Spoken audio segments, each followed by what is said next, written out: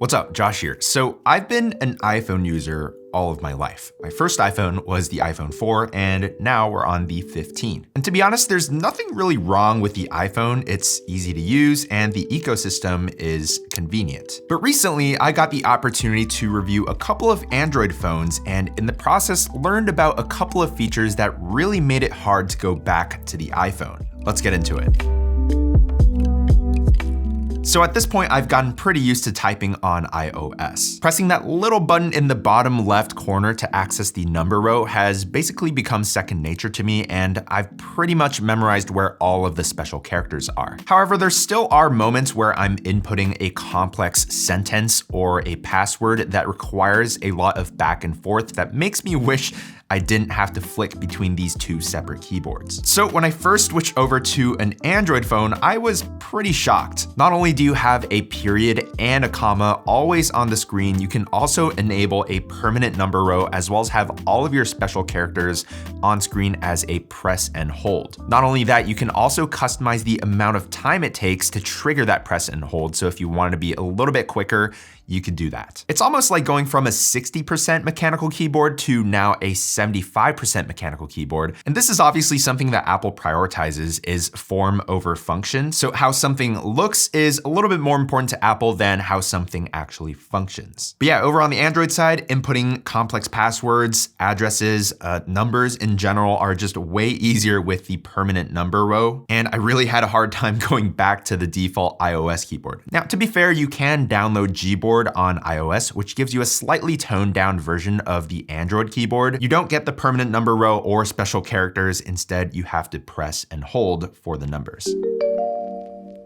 Next up, we've got customization. So iPhones have definitely gotten better with customization over the years. For example, we can now add widgets to our home screens, and that's about it. We can add widgets. But yeah, as far as your overall look on the iPhone goes, there's not really much flexibility. For example, if you wanted custom icons, you actually have to go through the Shortcuts app and upload each individual icon image as a shortcut. And that takes just so much time. It's absurd. And it's just a really painful process whenever you want to change the layout of your home screen or add a different app. You have to add another shortcut, and yeah, it's just not very user-friendly. And also something as simple as being able to put your icons wherever you want on your home screen is still not available on iOS. Now, on the Android side of things, of course, you can put your icons wherever you want. That is built into the stock Android experience, and you could very easily go with the stock Android look with the stock icons and the stock search bar, but with something like Nova Launcher, which is just a quick download, you can change basically everything about your phone, including a custom icon pack that you can just download from the Play Store, or making your icons smaller and removing the labels for a cleaner look. And one of my favorites, being able to add as many pages to your dock as you want, which is convenient if you have a couple of apps that you want to be able to get to really quickly. Basically, everything that you see on the home screen of an Android phone, you can customize to your own liking with Nova Launcher. And I just find that to be one of the most enjoyable things about owning an Android, and I wish that iPhone had that level of customizability as well.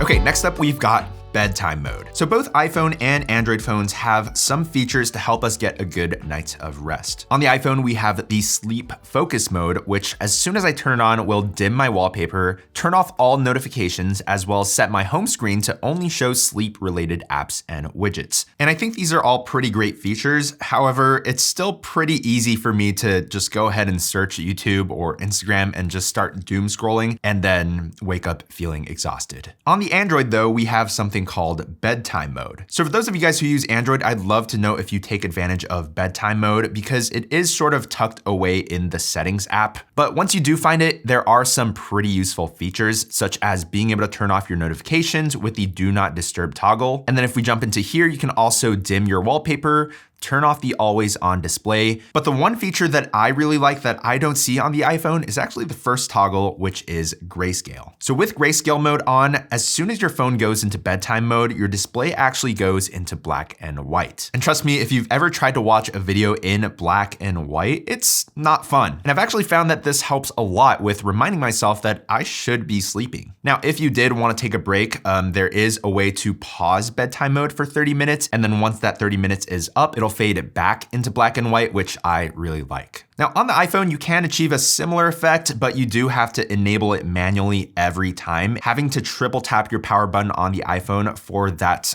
black and white mode just isn't the same as your phone turning it on automatically for you to remind yourself that you should be sleeping. By the way, I'm willing to bet that you're not watching this video in black and white, and if you're not, do me a favor and subscribe to the channel. We're trying to reach 200,000, so any help is greatly appreciated.